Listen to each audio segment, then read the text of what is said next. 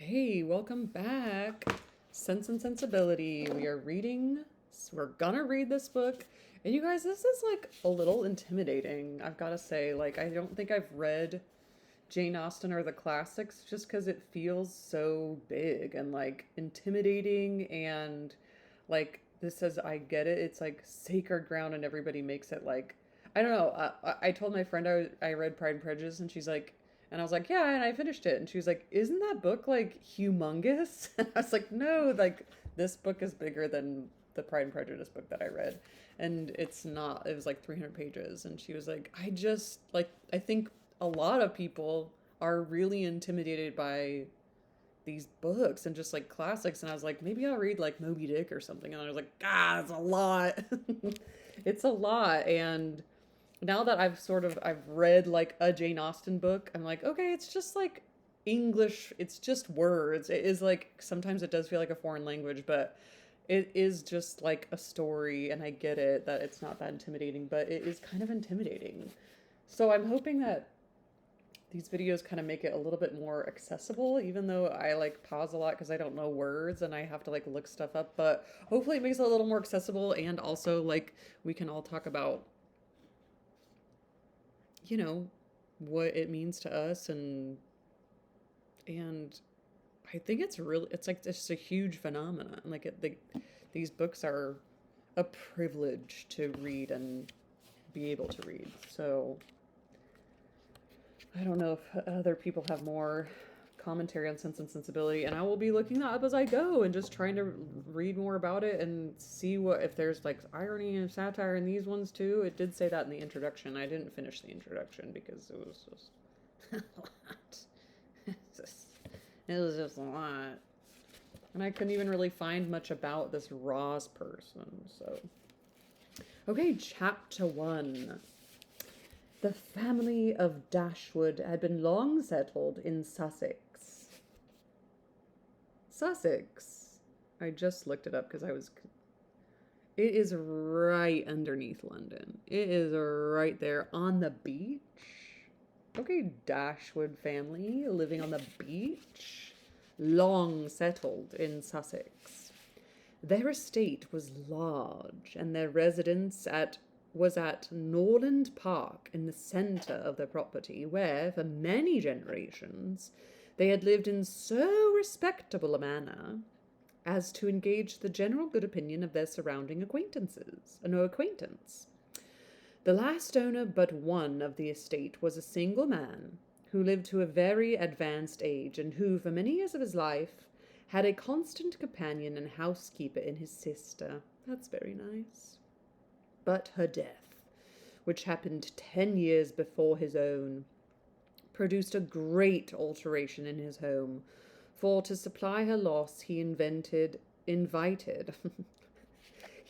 this whole person, and it was fake. And he invited and received into his house the family of his nephew, Mr. Henry Dashwood, the legal inheritor of the Norland estate, and the person to whom he intended to bequeath it. His nephew, Henry Dashwood. Okay.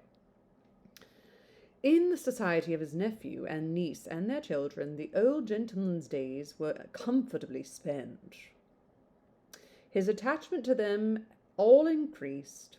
The constant attention of Mr. and Mrs. Henry Dashwood to his wishes, which proceeded not merely from interest, but from goodness of heart, gave him every degree of solid comfort which his age would receive. And the cheerfulness of the children added a relish to his existence. Probably kept him alive 10 years longer. To be honest, having little children around at that age. By a former marriage, Mr. Henry Dashwood had one son. By his present lady, 3 daughters. The son, a steady, respectable young man, was amply provided for by the fortune of his mother, which had been large, and half of which devolved on him on his coming of age. By his own marriage, likewise, which happened soon afterwards, he added to his wealth. His wife had something considerable at present, and something still more to expect hereafter from her mother, her only surviving parent. who had much to give. To him, therefore, the succession of the Norland estate was not so really important as to his sisters, for their fortune, independent of what might arise to them from their fathers inheriting that property, could be but small. Their mother had nothing, and their father only £7,000 in his disposal. For the remaining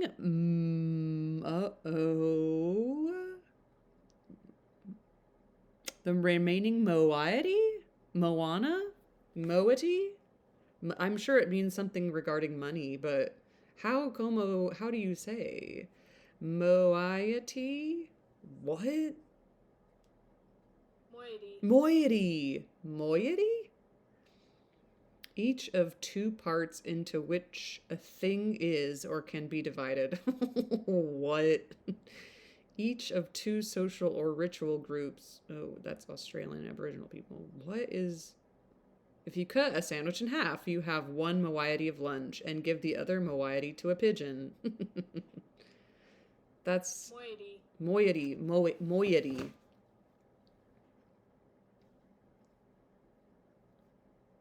That's a really wild word. For the remaining moiety of his first wife's fortune was also secured to her child, and he had only a life interest in it. So Mr. Henry Dashwood's son from a different marriage is set up for life. And he don't need nothing. He's fine. His wife is rich. He's good. This second marriage... this guy, Henry Dashwood, has 3 daughters, and they're not great. They're not living high. They're not doing great. So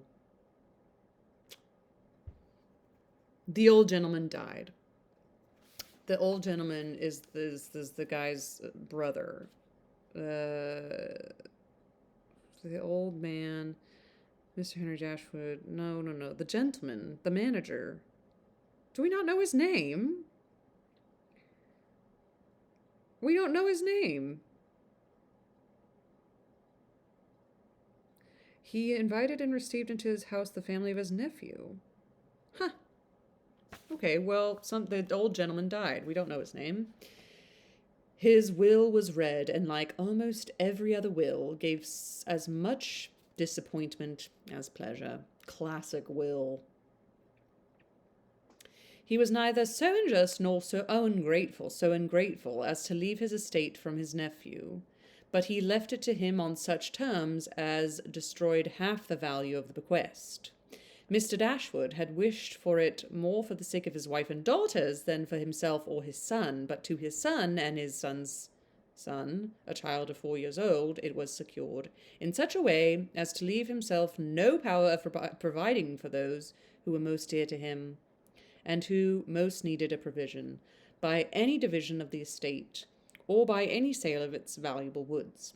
The whole was tied up for the benefit of this child, who, in occasional visits with his father and mother in Norland, had so far gained on the affection of his uncle, by such attractions as are by no means unusual in children of 2 or 3 years old, an imperfect articulation, an earnest desire of having his own way, many cunning tricks, and great deal of noise, as to outweigh all the value of all the attention which for years he had received from his niece and her daughters.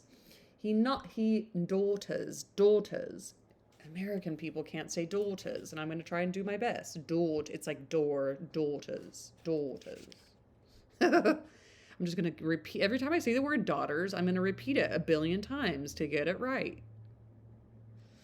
He meant not to be unkind, however, and as a mark of his affection for the 3 girls, he left them £1,000 apiece. So he was, I believe, supposed to leave this house to the girls. But he said, I think I need it more. And he did take it. Did Mr. Dashwood die? Did Henry Dashwood die? I guess so. So now the 3 girls only have £1,000 each. and they're supposed to get this house. Mr. Dashwood's disappointment was at first severe, but his temper was cheerful and sanguine, and he might reasonably hope to live as many years, and by living economically, no, Mr. Dashwood hasn't died yet. That guy that owned the house, he gave it, the old gentleman. Okay.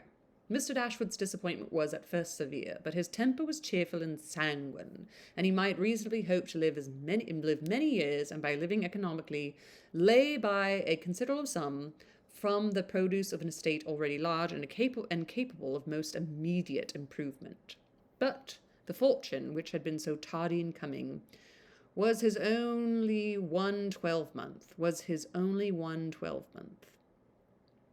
He survived his uncle no longer, and £10,000, including the late legacies, was all that remained for his widow and daughters. Okay, so the old gentleman died. Mr. Dashwood just died. His son was sent for as soon as his danger was known, and to him Mr. Dashwood recommended, with all the strength and urgency which illness could command, the interest of his mother-in-law and sisters. Please, Mr. John Dashwood had not the strong feelings of the rest of the family, but he was affected by a recommendation of such a nature at such a time as he promised to do everything in his power to make them comfortable. Okay, John Dashwood. His father is rendered easy by an assurance. His father said, "You gave your assurance. That's all I need." And Mr. John Dashwood had then leisure to consider how much there might prudently be in his power to do for them. He was not an ill-disposed young man, unless to be rather cold-hearted and rather selfish is to be ill-disposed. But he was, in general, well respected, for he conducted himself with propriety in the discharge of his ordinary duties. Had he married a more amiable woman, he might have been made still more respectable than he was. Ooh, he didn't marry a very nice woman, so he's not as amiable as he could be. That's interesting. He might even have made been amiable. He might even have been made amiable himself, for he was very young when he married, and very fond of his wife. But Mrs. John Dashwood was a strong caricature of himself, more narrow-minded and selfish. Sometimes opposites don't attract, and people that are too much like each other attract. And here we are.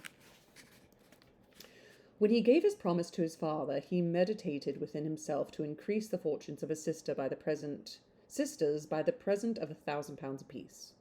He then really thought himself equal to it. The prospect of £4,000 a year, in addition to his present income, besides the remaining half of his own mother's fortune, warmed his heart and made him feel capable of generosity. Yes, he would give them £3,000. It would be liberal and handsome. It would be enough to make them completely easy. £3,000 he could spare so considerable a sum with little inconvenience. He thought of it all day long, and for many days successively, and he did not repent. Wow, his father was like, "Please take care of them, give them everything," and he said, £3,000, that should be enough. They'll be fine. They'll actually be good. That's a lot. No sooner was his father's funeral over than Mrs. John Dashwood, Henry Dashwood's son from his first marriage's wife, got it, without sending any notice of her intentions to her mother-in-law, arrived with her children and their attendants. No one could dispute her right to come. The house was her husband's from the moment his father's decease, but the indelicacy of her conduct was so much the greater, and, to a woman in Mrs. Dashwood's situation, with only common feelings, must have been highly unpleasing. Oh, wow, so Mrs. John Dashwood just, popped over to Henry Dashwood's house with the daughters and his widow still living there, and was like, "This is ours now." But in her mind, there was a sense of honor so keen, a generosity so romantic, that any offense of the kind, by whomsoever given or received, was to her a source of immovable disgust. Mrs. John Dashwood had never been a favourite with any of her husband's family. Yikes, get the hint. But she had had no opportunity till the present of shewing them with how... Oh, shewing them. Oh, yeah, showing them. I remember this from Pride and Prejudice. Showing, same thing. Showing them how little attention to the comfort of other people she could act when occasion required it. Whoa. So acutely did Mrs. Dashwood feel this ungracious behaviour, and so earnestly did she despise her daughter-in-law for it, that on the arrival of the latter she would have quitted the house forever, had not the entreaty of her eldest girl induced her first to reflect on the propriety of going, and her own tender love for all three of the children determined her afterwards to stay, and for their sakes avoid a breach with their brother.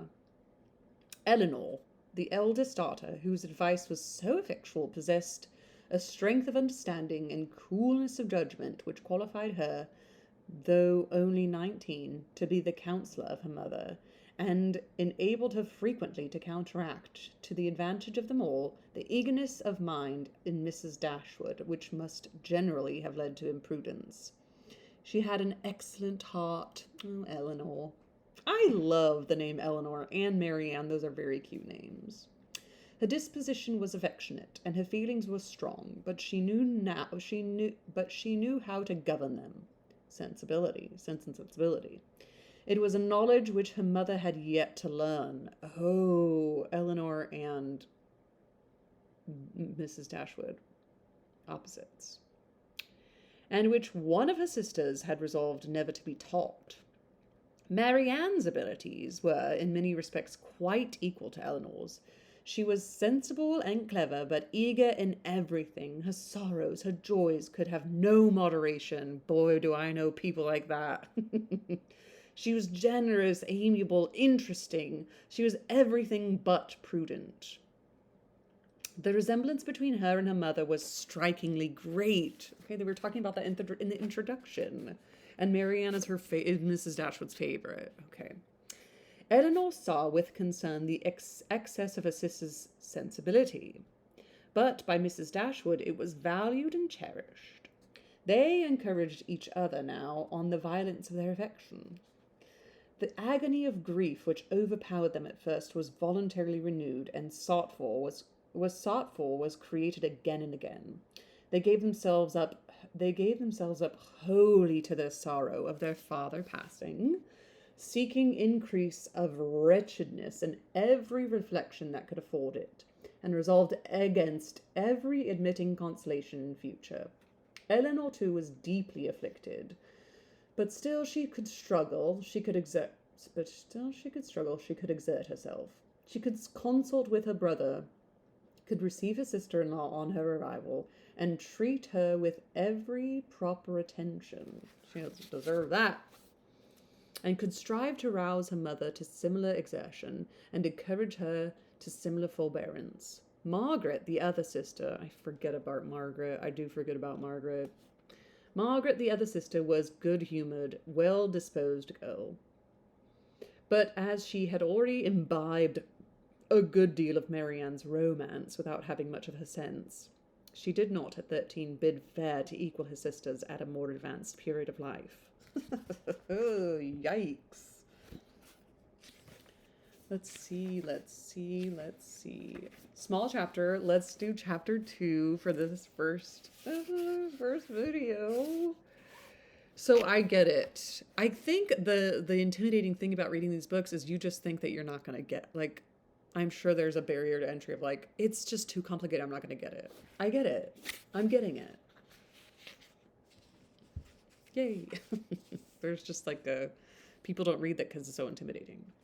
We're going to do it. We're doing it. Mrs. John Dashwood, the son's wife, got it, now installed herself mistress of Norland, and her mother and sisters-in-law were degraded to the condition of visitors. As such, however, they were treated by her with quiet civility, and by her husband with as much kindness as he could feel towards anybody beyond himself, his wife, and their child. He really pressed them with some earnestness to consider Norland as their home, and as no plan appeared so eligible to Mrs. Dashwood as remaining there till she could accommodate herself with a house in the neighbourhood, his invitation was accepted. A continuance in a place where everything reminded her of her former delight was exactly what suited her mind. In seasons of cheerfulness, no temper could be more cheerful than hers, or possess a greater degree than sanguine expectation of happiness, which is happiness itself. But in sorrow she must be equally carried away by her fancy, and as far beyond consolation as in pleasure she was beyond alloy.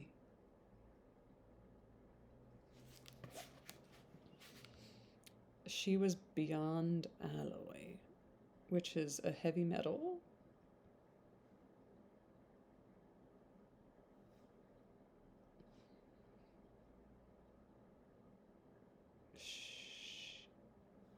Let's do alloy Jane Austen.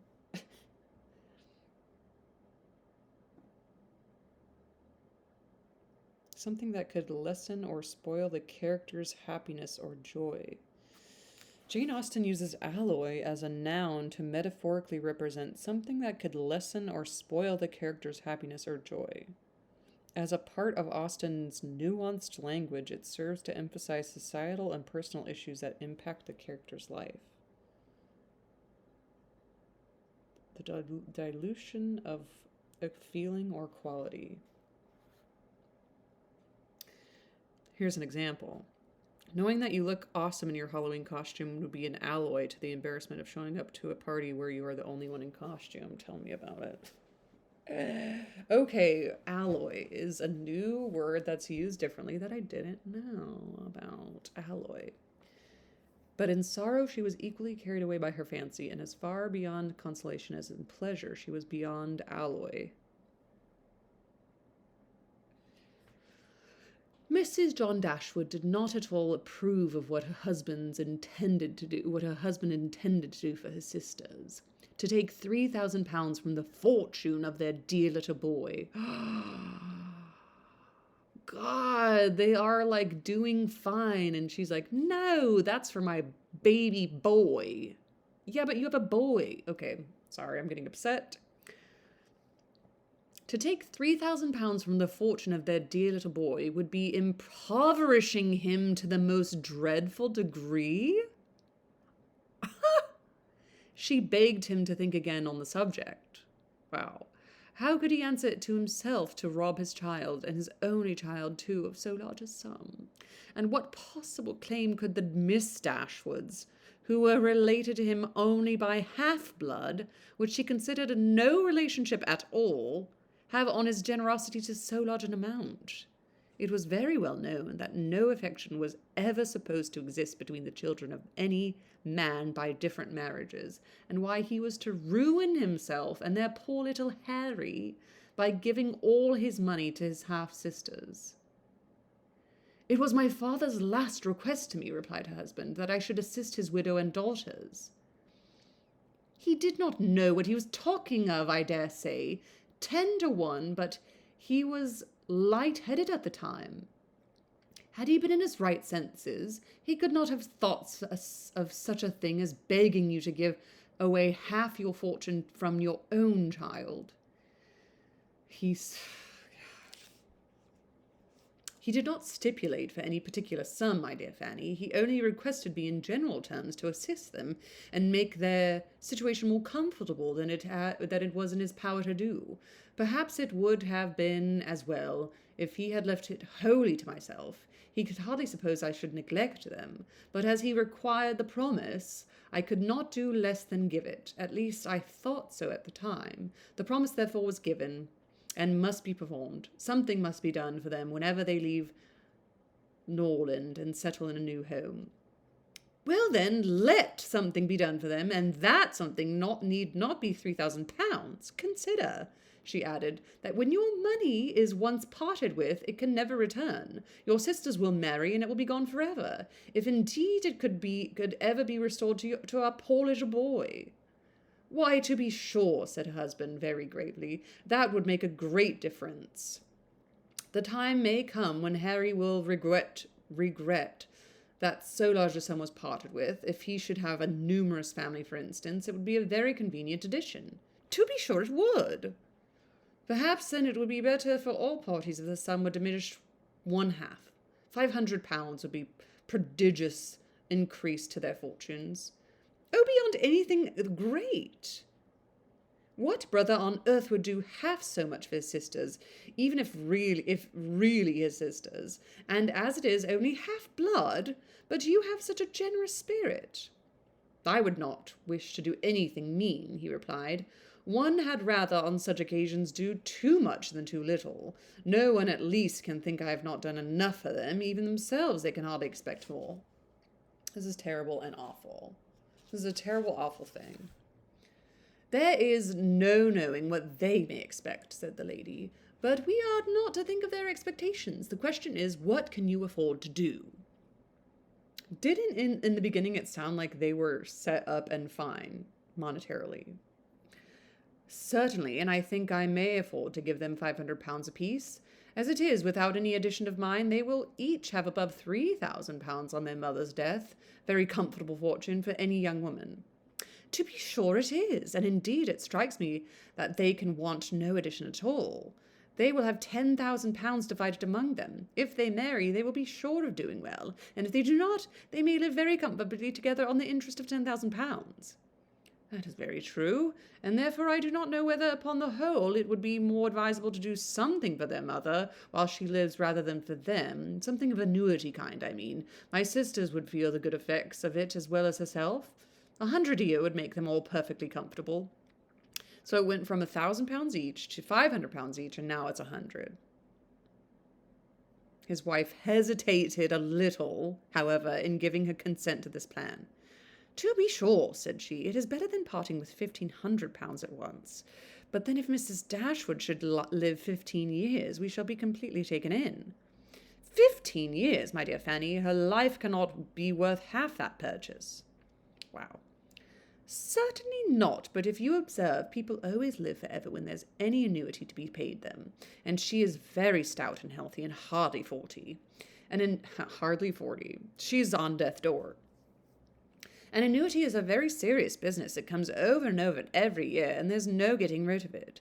You are not aware of what you are doing. I have known a great deal of troubles of annuities, for my mother was clogged with the payment of three to old superintendent servants of my father's will, and it is amazing how disagreeable she found it. Twice every year these annuities were to be paid, and then there was the trouble of getting it to them, and then one of them was said to have died, and afterwards it turned out to be no such thing. My mother was quite sick of it. Her income was not her own, she said, with such perpetual claims on it, and it was the more unkind to my father, because otherwise the money would have been entirely at my mother's disposal without any restriction whatsoever. It was given to me in such an abhorrence of annuities that I am sure I would not pin myself down to the payment for one for all the world. It is certainly an unpleasant thing, replied Mr. Dashwood, to have those kinds of yearly drains on one's income. One's fortune, as your mother justly said, is not one's own. To be tied down to the regular payment of such a sum on every rent day is by no means desirable. It takes away one's independence.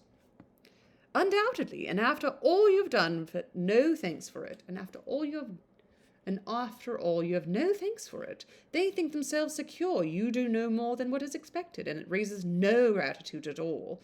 If I were you, whatever I did should be done at my own discretion entirely. I would not bind myself to allow them anything yearly. It may be very inconvenient some years to spare 100 or 50, even £50 from your own expenses. I believe you are right, my love. It would be better than that there should be no annuity in this case. Whatever I may give them occasionally will be of far greater assistance than a yearly allowance, because they would only enlarge their style of living if they felt sure of larger income, and would not be sixpence the richer for it at the end of the year. It will certainly be much the best way. She says, see, this is tough. A present of £50 now and then will prevent their ever being distressed for money, and will, I think, be amply discharging my promise to their father. To be sure it will. This woman. Awful. Indeed, to say the truth, I am convinced within myself that your father had no idea of your giving them any money at all. The assistance he thought of, I dare say, was only such as might be reasonably expected of you. For instance, such as looking out for the comfortable small house for them, helping them to move their things, and sending them presents of fish and game and so forth, whenever they are in season. I'll lay my life that he meant nothing farther. Indeed, it would be very strange and unreasonable if he did. Do but consider, my dear Mr. Dashwood, how excessively comfortable your mother-in-law and daughters may live on the interest of £7,000, besides the £1,000 belonging to each of the girls, which brings them £50 a year apiece, and of course they will pay their mother for their board of it. Altogether they will have £500 a year amongst them. And what on earth can 4 women want for more than that? They will live so cheap. The housekeeping will be nothing at all. They will have no carriage, no horses, and hardly any servants. They will keep no company and can have no expense of any kind. Only convenience, how comfortable they will be. 500 a year? I am sure I cannot imagine how they will spend half of it. And as to your giving them more, it is quite absurd to think of. They will be much more able to give you something. She said, don't even give them gifts. And in fact, they're probably going to have to give you something. Wow. Women like this, it's just can't see past the end of their noses. Upon my word, said Mr. Dashwood, I believe you are perfectly right. My father certainly could mean nothing more by his request to me than what you say. I clearly understand it now, and I will strictly fulfill my engagement by such acts of assistance and kindness to them as you have described. When my mother removes into another house, my services shall be readily given to accommodate her as far as I can. Some little present of furniture, too, may be acceptable then. Certainly, returned Mrs. Dashwood. But however, one thing must be considered. When your father and mother moved to Norland, though the furniture of Stanhill was sold, all the china, plate, and linen was saved, and now is left to your mother. Her house will therefore be almost completely fitted up as soon as she takes it. That is a material consideration, undoubtedly. A valuable legacy indeed, and yet some of the plate would have been a very pleasant addition to our own stock here. Yes, and the set of the breakfast china is twice as handsome as what belongs to this house. A great deal too handsome, in my opinion, for any place they can ever afford to live in. But however, so it is, your father thought of only them. And I must say this, that you owe no particular gratitude to him, nor attention to his wishes, for we very well know that if he could, he would have left almost everything in the world to them. This argument was irresistible. She really knows how to string him along, huh? It gave to his intentions whatever of decision was wanting before, and he finally resolved that it would be absolutely unnecessary, if not highly indecorous, to do more for the widow and children of his father than such kind of neighborly acts as his own wife pointed out. Mrs. John Dashwood is so far not my favorite person in the whole wide world. And I'm so glad that they didn't introduce, they meaning Jane Austen, didn't introduce like any more characters in the very 2 first chapters, because I would have been confused. But 2 people have died, I think. Wow, the first 2 chapters of Sense and Sensibility, I totally understand them and thought that I would not. And I thought that I was going to have to be stopping every 2 minutes to look up what things meant. And I didn't, and I'm so proud of myself. Let's continue on next week. Chapter 3 of Sense and Sensibility. Ta-ta and happy reading.